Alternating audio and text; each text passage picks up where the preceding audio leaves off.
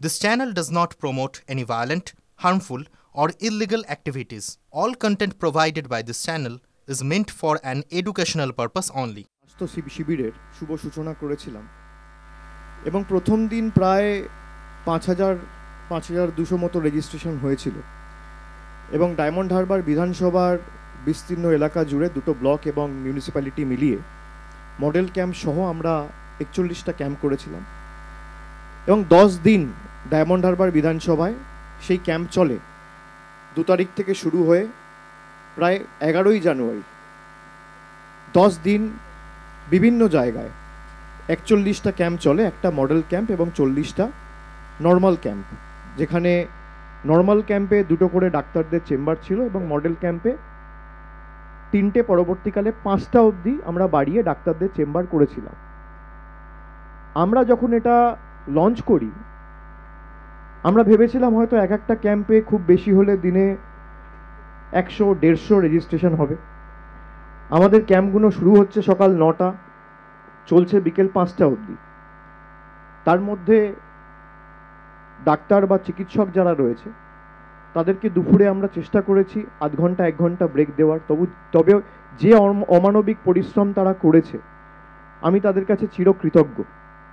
প্রত্যেকটা চিকিৎসকের কাছে, প্রত্যেকটা নার্সের কাছে, তৃণমূল কংগ্রেসের বুথ সমর্থক কর্মী, ল্যাব টেকনিশিয়ান, এই বিশাল কর্মযজ্ঞের সাথে যারা জড়িত, যারা যুক্ত, যারা এটাকে সার্থক সফল করেছে, যারা মানুষের প্রত্যাশা পূরণ করতে গিয়ে নিজেদেরকে উজাড় করে দিয়েছে, আমি তাদের প্রত্যেকের কাছে আমার কৃতজ্ঞতা জানাচ্ছি, আমার ধন্যবাদ প্রণাম জানাচ্ছি। এবং সকাল ৯টা থেকে বিকেল ৫টা অবধি এই ক্যাম্পগুলো চলছে। এক এক দিনে ২ দিন ৩ দিন যাওয়ার পর আমরা দেখছি যে প্রায় এক একটা ক্যাম্পে ৫০০, ৬০০, ৭০০, কোথাও কোথাও ১,০০০-১,২০০ রেজিস্ট্রেশন একদিনে হয়েছে। এমনকি শেষ দিনে ডায়মন্ড হারবারে ১১ তারিখ খালি একদিনে প্রায় ৮০,০০০-এর উপর রেজিস্ট্রেশন হয়েছে। মানে একটা বিধানসভা থেকে এত মানুষ নিজের ভোটাধিকারও প্রয়োগ করে না, ভোট দিতেও হয়তো এত মানুষ বেরোয় না। গণতান্ত্রিক কর্তব্য সবার পালন করা উচিত, কিন্তু যেভাবে মানুষ বেরিয়ে এসে আমাদের উপর আস্থা ভরসা রেখে স্বাস্থ্য সচেতনতার ডাকে সাড়া দিয়ে বিভিন্ন সমস্যা নিয়ে তারা এই ক্যাম্পগুলোতে এসছে, আমরাও চেষ্টা করেছি এবং ওষুধের ব্যবস্থা থেকে শুরু করে চিকিৎসার পরামর্শ, স্পেশালিস্ট ডাক্তার রয়েছে মডেল ক্যাম্পগুলোতে।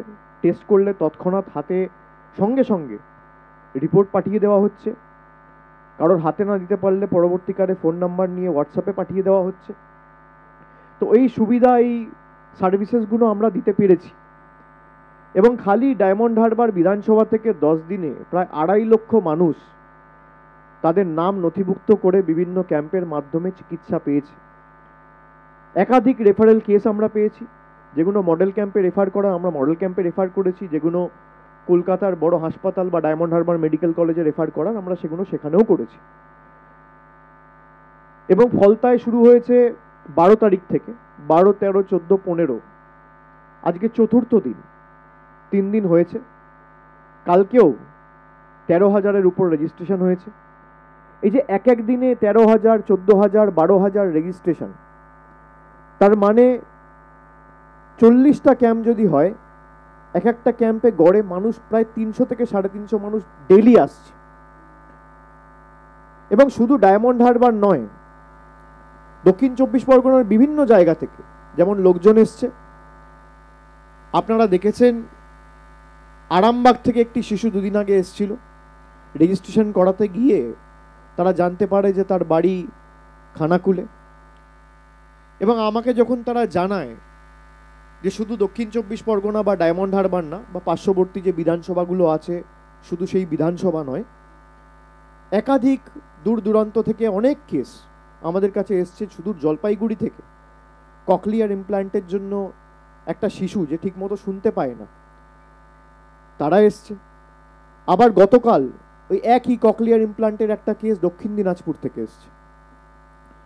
আমি আজকে চিকিৎসক সহ স্পেশালিস্ট সিনিয়র চিকিৎসক যারা রয়েছে, ডাক্তারদের পুরো টিমের সাথে যারা দায়িত্বে রয়েছে, তাদের সাথে কথা বলেছি। আবার আমি অনুরোধ করেছি যে যতটা পারবো, মানুষ আমাদের, ভগবান ঈশ্বর মানুষ আমাদের যতটুকু ক্ষমতা দিয়েছে, আমাদের সামর্থ্য অনুযায়ী আমরা চেষ্টা করব তাদের পাশে দাঁড়ানো, তাদের সমস্যার সমাধান বা প্রতিকার করা। আর যদি না পারি তাহলে তাদেরকে বুঝিয়ে বলবো যে এটা হয়তো আমাদের দ্বারা সম্ভব নয়, কিন্তু চেষ্টার কোনো ত্রুটি রাখবো না। ককলিয়ার ইমপ্লান্টের যে কেসটা হয়েছে, একটা কেস এসছে দক্ষিণ দিনাজপুর থেকে, একটা জলপাইগুড়ি থেকে। একটা ইমপ্লান্ট পাওয়া যায় যেটা ব্রেন আর কানের মধ্যেখানে বসানো হয়, এবং এই সার্জারিটা প্রায় 12 ঘন্টা ধরে চলে। এটা খুব ক্রিটিক্যাল সার্জারি, আর খুব যে সাকসেস রেট তাও নয়। স্পেশালিস্ট ডাক্তারদের আনিয়ে আমরা সেই সার্জারি একটা ছুটির দিন দেখে, তার কারণ 10 ঘন্টা 12 ঘন্টা সার্জারি হলে একদিনে একটার বেশি সার্জারি করা যায় না। তো আমি সেই পরিবারকে কথা দিয়েছি, যারা ককলিয়ার ইমপ্লান্টটা বানায় সেই সংস্থার সাথেও আমরা কথা বলছি, তারা যদি সেই ইমপ্লান্টটা দেয়, আর না হলে আমরা কোনোভাবে নিজেদের সামর্থ্য অনুযায়ী সেই ইমপ্লান্টের ব্যবস্থা করে, সেই সার্জারির ব্যবস্থা করে তাদের সাহায্য করব। তাদের পাশে দাঁড়ানোর তাদের পাশে দাঁড়ানোর চেষ্টা তো আমরা করেইছি, কিন্তু বাচ্চাটা যাতে শুনতে পায়, প্রকৃতিকে ঠিকমতো দেখতে পায়। আরামবাগ খানাকুল থেকে যে বাচ্চাটা এসছে, 3.5 বছর বয়স, এখনো হাঁটতে পারে না, ঠিকমতো দাঁড়াতে পারে না, তার একটা স্পাইনাল কর্ডে প্রবলেম রয়েছে। এবং কলকাতার এক বেসরকারি হাসপাতালে তিনি চিকিৎসা করতে গিয়েছিলেন। সেখানে তাকে যা এস্টিমেট করে দিয়েছে যে বছরে 72 লক্ষ টাকার খালি স্পাইনাল কর্ডে ইঞ্জেকশন নিতে হবে। এখানে আমরা একটা ফিজিওথেরাপি সেশনের ব্যবস্থা করেছি সেই পরিবারটির জন্য। সেই বাচ্চাটার ফিজিওথেরাপি চলছে, আজকে 3rd ডে। তার মা বাবার থাকার ব্যবস্থা করেছি এখানে, আরও 8-10 দিন ফিজিওথেরাপি চলবে। তারপর যদি কোনো রকম ইমপ্রুভমেন্ট না হয়, তাহলে আমরা বড় স্পেশালিস্ট ডাক্তারের সাথে কথা বলে যাতে সে নিজের পায়ে হাঁটতে চলতে পারে তার ব্যবস্থা করব। আমি চেষ্টা করেছি এবং আমার পুরো সহকর্মী সহ ডাক্তারদের পুরো টিমকে অনুরোধ করেছি যে যারাই আসছে আমরা চেষ্টা করব তাদের পাশে দাঁড়ানোর, এবং কাউকে যাতে খালি হাতে না ফিরতে হয়, এটা আমাদের সবার কর্তব্য। ডাক্তার আর জনপ্রতিনিধিদের মধ্যে একটা সিমিলারিটি হচ্ছে আমরা মানুষের জন্য কাজ করি। ডাক্তার যেমন মানুষকে প্রাণ দেয়, ডাক্তার যেমন মানুষকে সুস্থ করে তোলে, জনপ্রতিনিধিরও কাজ মানুষের পাশে বিপদে আপদে দাঁড়ানো। সেই কারণেই আমরা এটা নাম দিয়েছি সেবাশ্রয়। সেবার মাধ্যমেই মানুষকে আশ্রয় প্রদান করা। আজকে ফলতায় প্রায় 14 দিনের মাথায় প্রকল্পটা শুরু হয়েছে 2 তারিখ, 10 দিন ডায়মন্ড হারবারে হয়েছে, আজকে ফলতার 4র্থ দিন। আমি প্রত্যেকটি বিধানসভায় যেহেতু কয়েকটি ক্যাম্প আমি ভিজিট করব বলেছি, আজকে আমি ফলতায় এসেছি। আবার 22 তারিখ থেকে বিষ্ণুপুরে শুরু হবে, তারপর মিটিয়াবুরুজে হবে, তারপর সাতগাছিয়ায় হবে, তারপর বজবজে হবে, শেষে মহেশতলায় হবে, এবং তারপর 16 তারিখ থেকে 20 তারিখ অবধি মেগা ক্যাম্প আমরা অর্গানাইজ করছি, যেখানে প্রত্যেকটি ক্যাম্পে আবার 5 দিন ডাক্তাররা থাকবে, সেখানে ফলো আপ সেশন হবে। এবং শুধুমাত্র সেটা বিধানসভা ওরিয়েন্টেড নয়, এই 5 দিন একসাথে যত বিধানসভা রয়েছে ডায়মন্ড হারবারের অধীনে, এই 7টি বিধানসভায় 280টা ক্যাম্পে একসাথে পরিষেবা দেওয়া হবে ওই 5 দিন, 16, 17, 18, 19, 20। এরপরে আপনাদের জন্য যদি কোনো প্রশ্ন থাকে আপনারা করতে পারেন।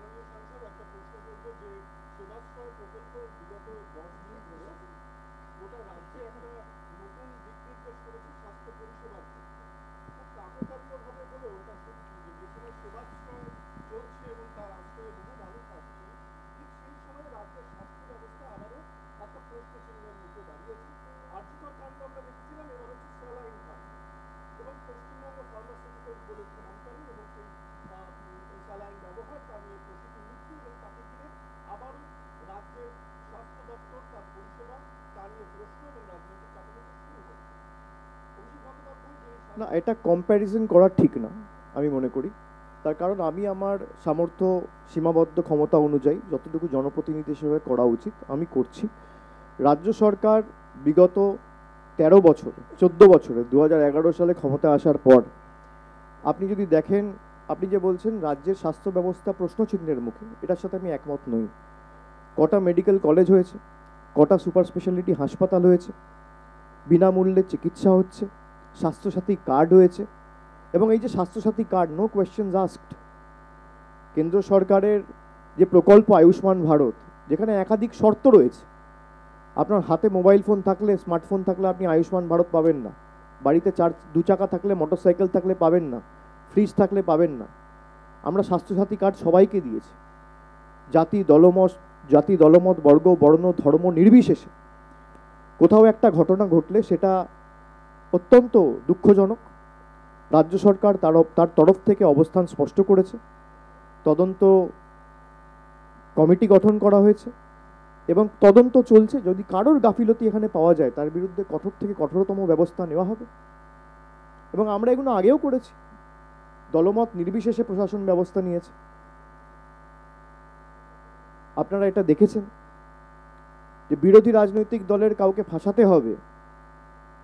আমি সিবিআই এর অফিস থেকে বেরিয়ে একদিন বলেছিলাম যে জটায়ুর তদন্ত আগে থেকে ঠিক করে নেয়, এই লোকটাকে ফাঁসাতে হবে, তারপর তদন্ত প্রক্রিয়া শুরু হয়। আর আমাদের তদন্তের মতো চলে। যদি কারোর যোগসাযোগ থাকে, যেমন মালদার ঘটনাটায়, দুলাল সরকারের ঘটনাটায় তৃণমূলের একজন গ্রেফতার হয়েছে। রাজ্যের মুখ্যমন্ত্রীর নাম কি? মমতা বন্দ্যোপাধ্যায়, তৃণমূল কংগ্রেসের সর্বভারতীয় সভানেত্রী। সে রাজ্যের মুখ্যমন্ত্রী, আর গ্রেপ্তার হচ্ছে একজন তৃণমূলের পদাধিকারী। কোনোদিন দেখাতে পারবেন 34 বছর সিপিএম এর আমলে কোনো সিপিএম এর নেতা গ্রেফতার হয়েছে? কোনোদিন দেখাতে পারবেন উত্তরপ্রদেশে 2017 সাল থেকে 8 বছর বিজেপি ক্ষমতায়, বিজেপির কোনো নেতা গ্রেফতার হয়েছে? কোনোদিন দেখাতে পারবেন বিজেপি প্রায় 2 দশকের বেশি ক্ষমতায় গুজরাটে, কেউ দেখাতে পারবে যে বিজেপির কোনো নেতা গ্রেপ্তার হয়েছে? আমরা তদন্তের মতো রাজ্য পুলিশ প্রশাসনকে মুখ্যমন্ত্রী বারে বারে বলেছে যে তদন্তের মতো এগোবে।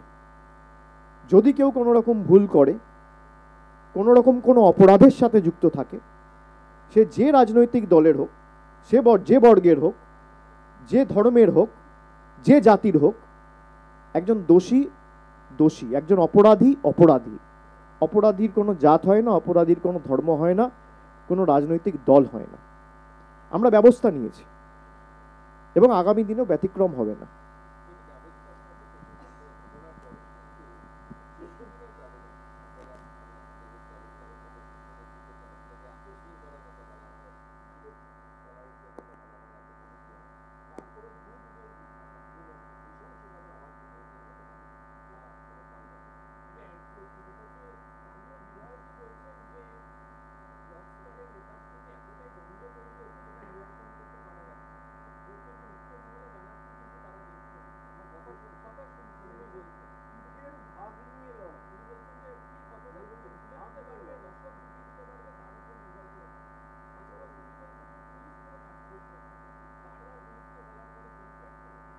না, পুলিশ নিয়ে তো মমতা বন্দ্যোপাধ্যায় রাজ্যের মুখ্যমন্ত্রী যা বলার, যেদিনকে এই ঘটনাটা ঘটেছে তিনি নিজে বলেছেন, পুলিশকে নির্দেশ তিনি দিয়েছেন যেই যুক্ত থাকুক তার বিরুদ্ধে কঠোর ব্যবস্থা নেওয়া হবে।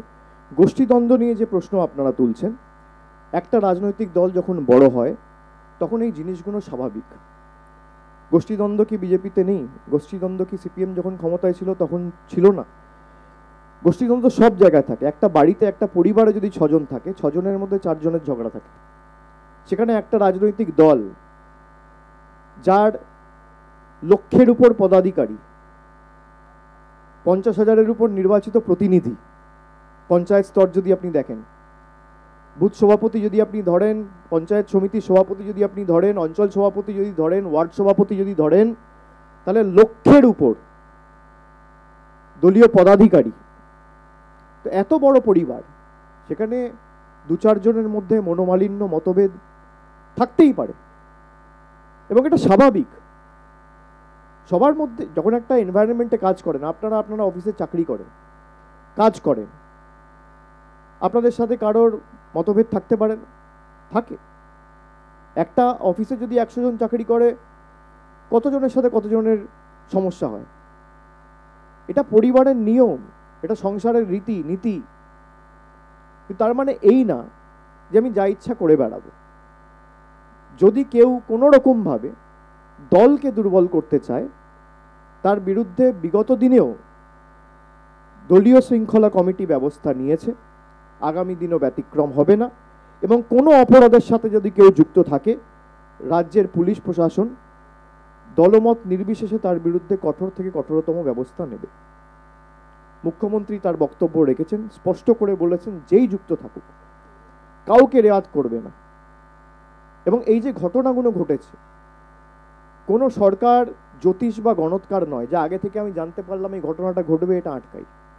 একটা ঘটনা ঘটার পর রাজ্যের জেলা প্রশাসন বা রাজ্যের পুলিশ প্রশাসন কি ব্যবস্থা নিচ্ছে তার উপরে অনেক কিছু নির্ভর করে। যে মালদার যে ঘটনা দুলাল সরকারের আপনারা বলছেন, তারপরে আজকে পুলিশ ব্যবস্থা নিয়েছে, হ্যাঁ কি না? উত্তর হচ্ছে হ্যাঁ। দোষীরা গ্রেপ্তার হয়েছে, হ্যাঁ কি না? উত্তর হচ্ছে হ্যাঁ। আপনারা আরজি কর দিয়েই বিচার করুন। যেই সঞ্জয় রায়কে 24 ঘন্টার মধ্যে কলকাতা পুলিশ গ্রেপ্তার করেছিল, সেই কেস সলভ করতে সিবিআইয়ের 5 মাস লেগেছে। 5 মাস। যেটা 24 ঘন্টায় কলকাতা পুলিশ করেছিল, সেটা সিবিআইয়ের 5 মাস লেগেছে। কেন? এই প্রশ্নও তো আপনাদের করা উচিত।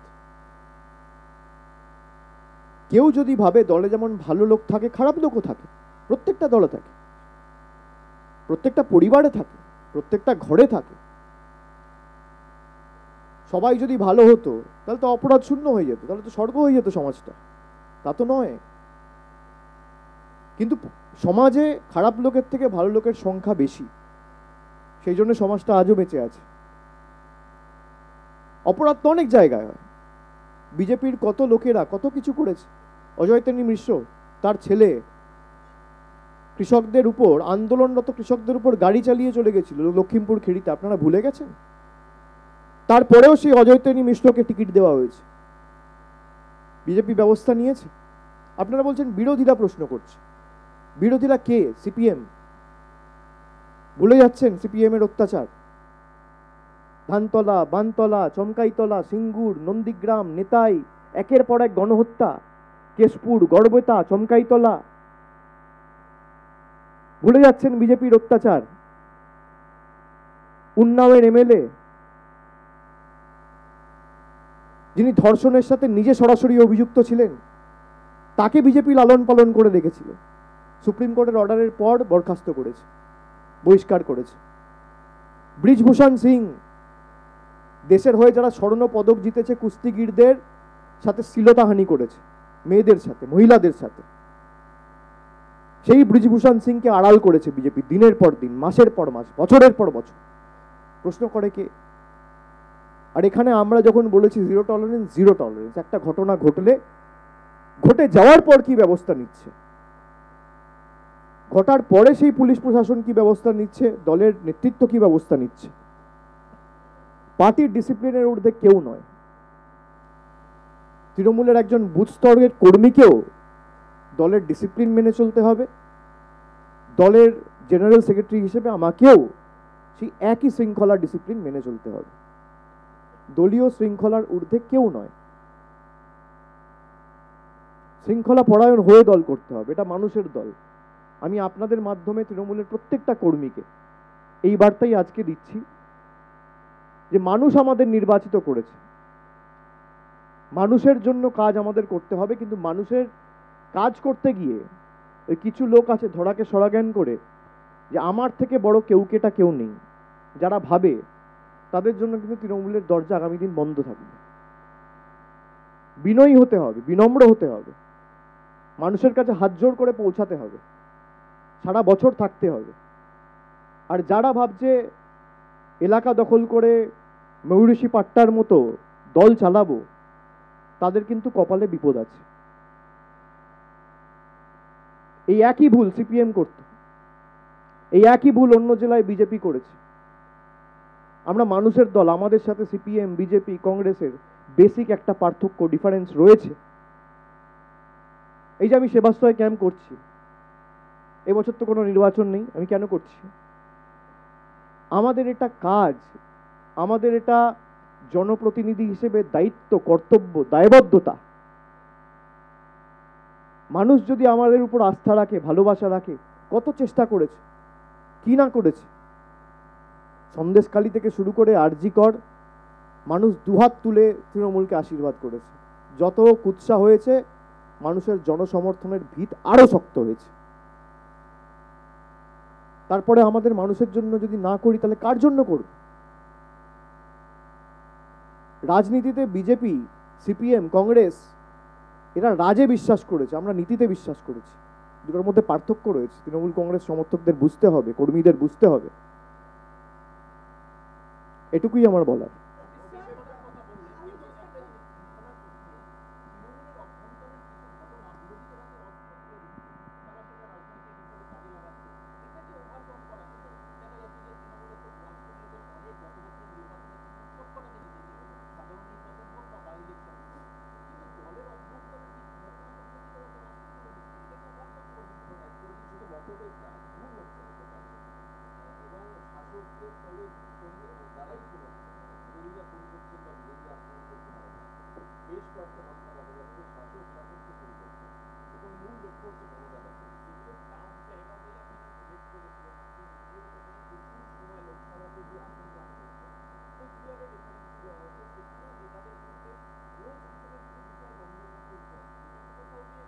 এটা তো আমি বললাম অলরেডি, যে পার্টি যদি বড় হয়, কোথাও না কোথাও একটা সমস্যা আসতেই পারে, কিন্তু সেটা সমাধান করবে রাজ্য নেতৃত্ব রয়েছে, সেটা দেখছে। এবং আমাদের সর্বভারতীয় সভানেত্রী মমতা বন্দ্যোপাধ্যায় নিজে যা আদেশ দেবার ইতিমধ্যেই দিয়েছে, এবং যারা এই ঘটনাগুলো ঘটিয়ে চলেছে বা করে চলেছে, তারা কিন্তু পার পাবে না। আমি এতটুকুই আপনাদের বলতে চাই।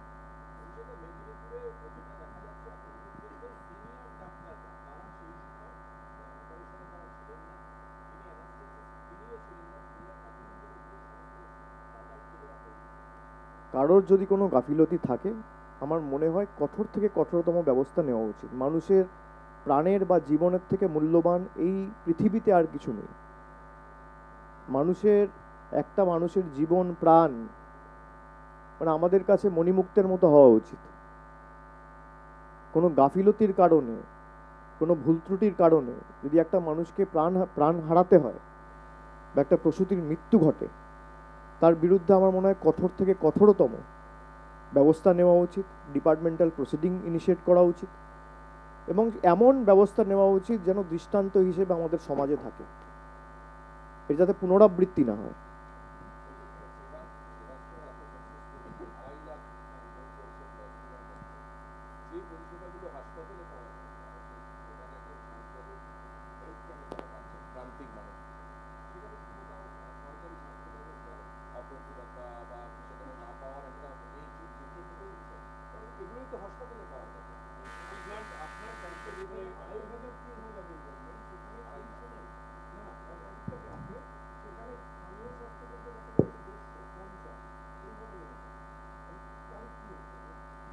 এটা নিয়ে আপনারা আমাকে আগেও প্রশ্ন করেছেন।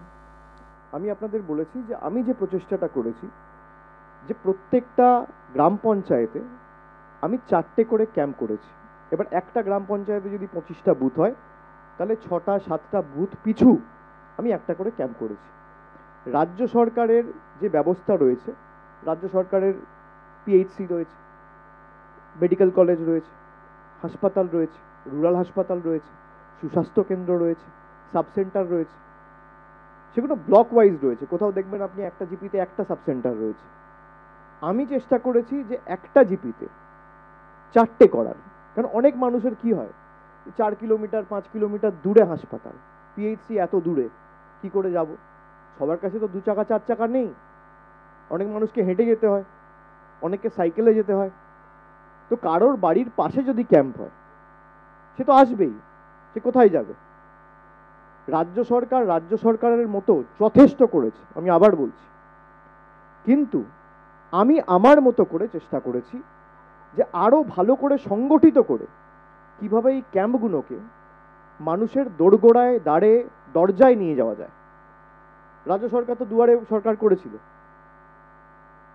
আমাদের রাজ্য সরকার করেছে, অন্য রাজ্য সরকার তো করেন।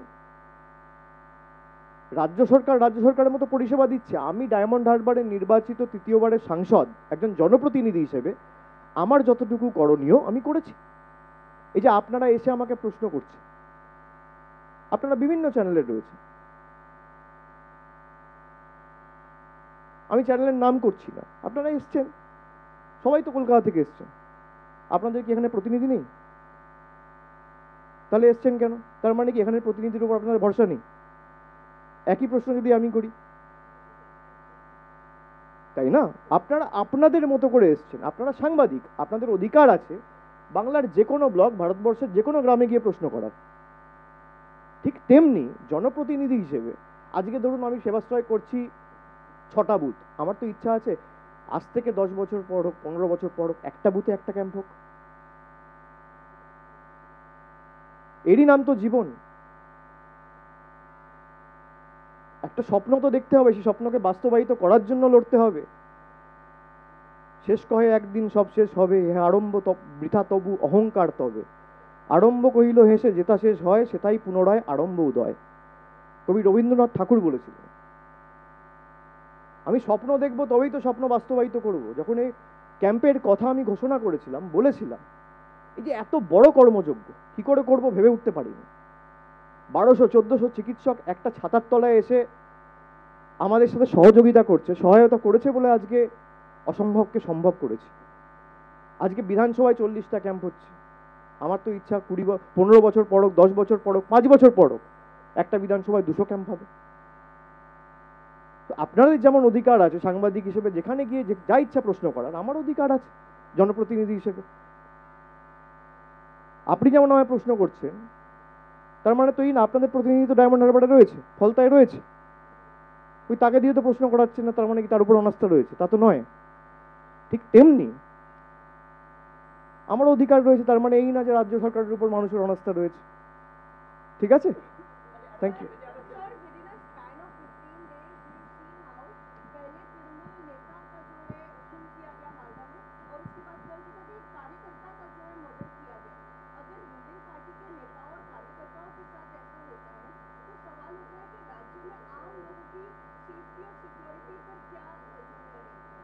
देखिए, कोई भी घटना अगर घटती है तो वो बहुत अनफॉर्चुनेट है, लेकिन एक दो घटना के बेसिस पे आप स्टेट का सेफ्टी सिक्योरिटी अगर उसके ऊपर असेस करें तो ये ठीक नहीं है। आप एनसीआरबी का डाटा अगर देखें, एनसीआरबी का डेटा के हिसाब से बंगाल का सेफ्टी सिक्योरिटी पूरा देश में 1 नंबर पे है। आप खुद बंगाल में रहती है, आप अपने आप से पूछिए कि 15 साल पहले का सेफ्टी सिक्योरिटी क्या था, आज बंगाल का सेफ्टी सिक्योरिटी क्या है। और कोई भी घटना, इंसिडेंट अगर होता है, उसके ऊपर स्टेट गवर्नमेंट क्या करता है, क्या एक्शन लेता है, वो ज़्यादा ज़रूरी है। अब मालदा में जो इंसिडेंट हुआ, स्टेट गवर्नमेंट ने उसके अगेंस्ट एक्शन लिया, चाहे वो किसी भी पार्टी के हो, कोई भी दल के हो, पर गवर्नमेंट ने एक्शन लिया ना।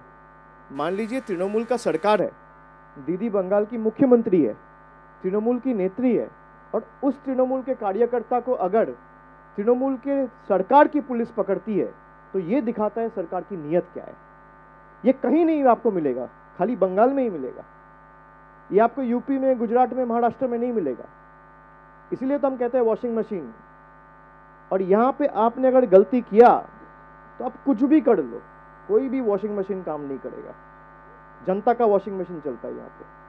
तो यही डिफरेंस है दूसरे सरकार और हमारी सरकारों में।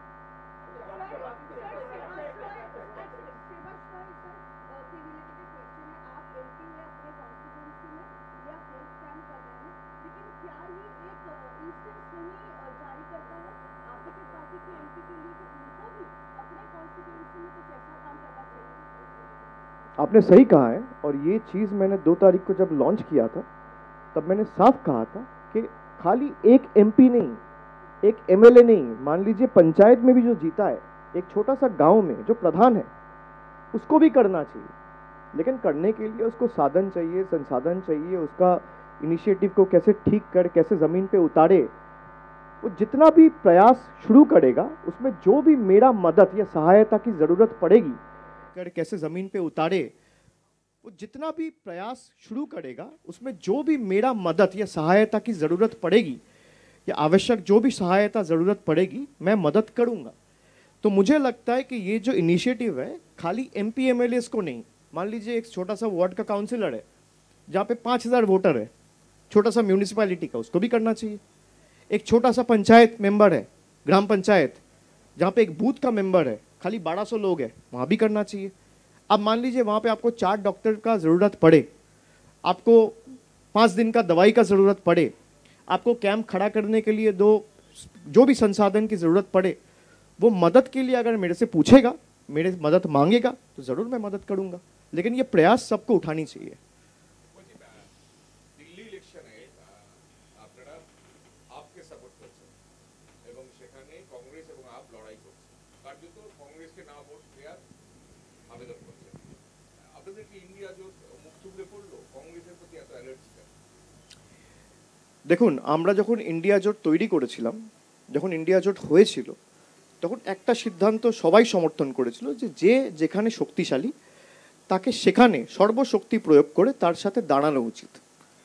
যেমন বাংলায় তৃণমূলের ক্ষমতা রয়েছে, তৃণমূলের সাথে কংগ্রেসের, সমাজবাদী পার্টি, আম আদমি পার্টি, মানে ইন্ডিয়া জোটের শরিক যারা ছিল, তারপর শরদ পাওয়ারের NCP, তারপর RJD, JMM, DMK সবাই দাঁড়াবে।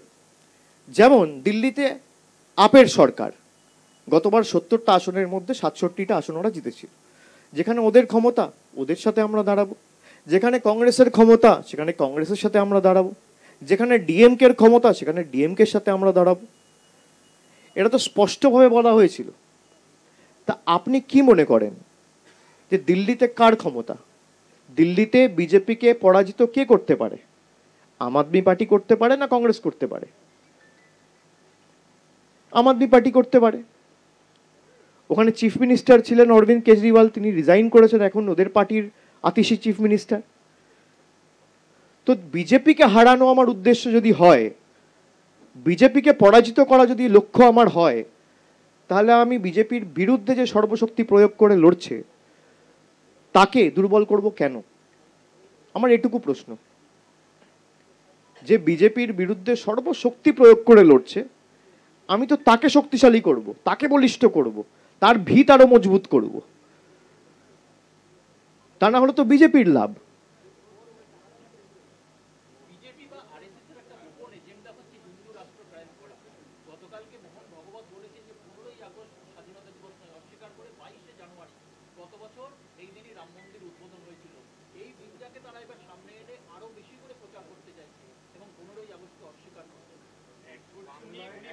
সাম্প্রদায়িকতা আর এই বিভাজনের এবং বৈষম্য বা বিচ্ছিন্নতাবাদের রাজনীতির জবাব অযোধ্যার মানুষই দিয়ে দিয়েছে। আমাদের আর আলাদা করে কিচ্ছু বলার দরকার নেই।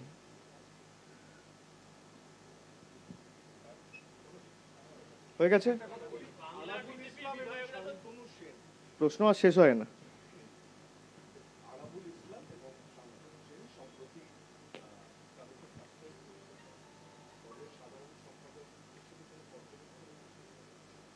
দলনেত্রী মনে করেছেন? আমার পর্যবেক্ষণ কি?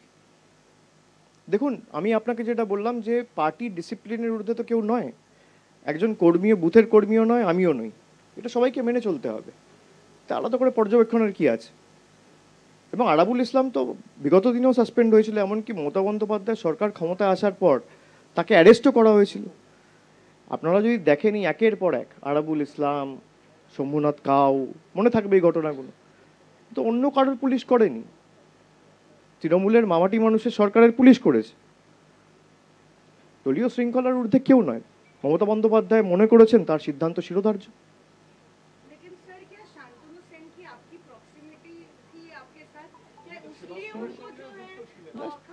শান্তনু সেন তো একজন ডাক্তার। উনি যদি আলাদা করে কোনো নোবেল ইনিশিয়েটিভকে নিজের মতো করে সমর্থন করতে চায়, করবে। রাজনৈতিক দল হিসেবে তৃণমূল কংগ্রেস যদি তাকে সাসপেন্ড করে থাকে, তার তো অন্য 5টা আরও কাজ থাকতে পারে। সে স্বাধীন চেতা মানুষ, সে ঠিক করবে। তার সাথে আমার কি? আমি কি বলতে পারি এই নিয়ে? আমি পার্টির জেনারেল সেক্রেটারি হিসেবে আপনি যদি আমাকে জিজ্ঞেস করেন, আমি আপনাকে বললাম যে দল সিদ্ধান্ত নিয়েছে, দলের সিদ্ধান্ত শিরোধার্য, দলনেত্রীর সিদ্ধান্ত শিরোধার্য। কিন্তু সে কোন ক্যাম্পের সাথে যুক্ত থাকবে, পাড়ায় কোন পেশেন্টকে দেখবে, কোথায় প্র্যাকটিস করবে, এর সাথে আমি কি উপদেশ দিতে পারি? এটা তো তার ব্যক্তিগত সিদ্ধান্ত, ব্যক্তিগত জীবন, দুটোর পরিসর আলাদা, দুটোর সত্তা আলাদা।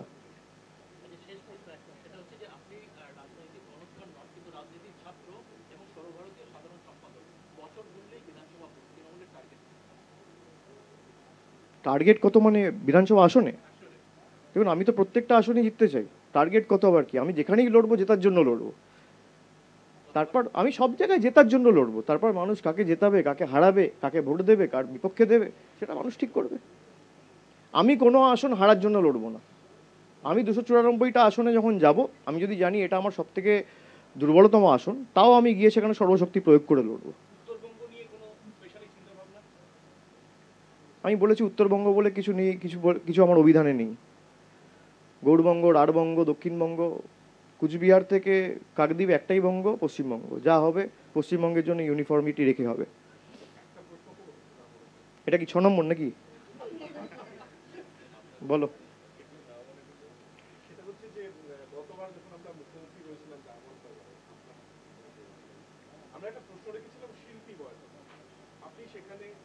দলের সাধারণ সম্পাদক হিসেবে আপনার মত ব্যক্ত করেছিলেন এবং বলেছিলেন যে দলনেত্রীও এ ব্যাপারে ঘোষিতভাবে কিছু করে। আপনার এই মতামত আসবার পরে দলের বেশ কিছু বর্ষীয়ান নেতা, যেমন কুণাল ঘোষ, ব্রাত্য বসু, কল্যাণ মন্ডল, তারা আপনার মতে একেবারে সম্পূর্ণ বিপরীতে গিয়ে তাদের মত রেখেছেন এবং শিল্পী বয়কট হওয়া উচিত, বিশেষত তাদের জন্য যারা নেত্রীকে অপমান করেছেন।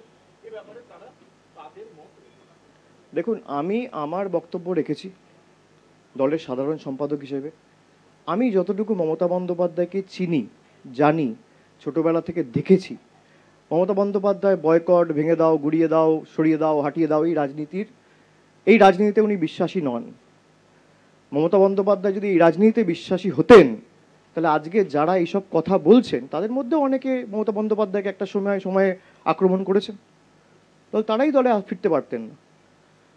মমতা বন্দ্যোপাধ্যায় যদি প্রতিহিংসা পরায়ণ হতেন, তাহলে এত সংবাদ মাধ্যম যারা তৃণমূলের বিরোধিতা করেছে, সেই সংবাদ মাধ্যমগুলোই আজকে সরকারি বিজ্ঞাপন পাচ্ছে, তা তো পেত না। আমরা বয়কটের রাজনীতিতে বিশ্বাসী নই, আমি এতটুকু বলতে পারি। বাকি দলনেত্রী হিসেবে মমতা বন্দ্যোপাধ্যায় যদি অন্য কোনো সিদ্ধান্ত বা সাজেশন নেয়, তার সিদ্ধান্ত শিরোধার্য। একেবারেই নয়। বয়কটের রাজনীতি তৃণমূল করে না। আপনি আমাকে যদি আক্রমণ করেনও, আমি শেষ রক্তবিন্দু পর্যন্ত, এই আমাকে যারা ভোট দিয়েছে তারা যেমন আসছে, যারা ভোট দেয়নি তারাও আসছে। আমি জিজ্ঞেস করছি রেজিস্ট্রেশনের সময়, আরে কোন পার্টিকে ভোট দিয়েছো ইলেকশনে, জিজ্ঞেস করুন তো। এখনো পর্যন্ত প্রায় 3 লাখ রেজিস্ট্রেশন হয়েছে। আমাকে যারা ভোট দিয়েছে আমি যেমন তাদের সংসদ, যারা দেয়নি তাদেরও সংসদ। এই রাজ্য সরকার সবার। আমরা বয়কটের রাজনীতি করব কেন? কেউ ভুল করেছে, আরে মানুষ তো প্রমাণ করে দিয়েছে। আরজি করের ঘটনার পর বাই ইলেকশন হয়েছে, মানুষ প্রমাণ করে দিয়েছে কে ঠিক কে ভুল। একটা রাজনৈতিক দল, নেতা, সরকার, তার মাপকাঠি কি? জনসমর্থনের মাপকাঠি তো নির্বাচন। মানুষ কি ঠিক মনে করেছে। এবং এরকম তো নয় যে নির্বাচনটা হয়েছে সব এক জায়গায় হয়েছে।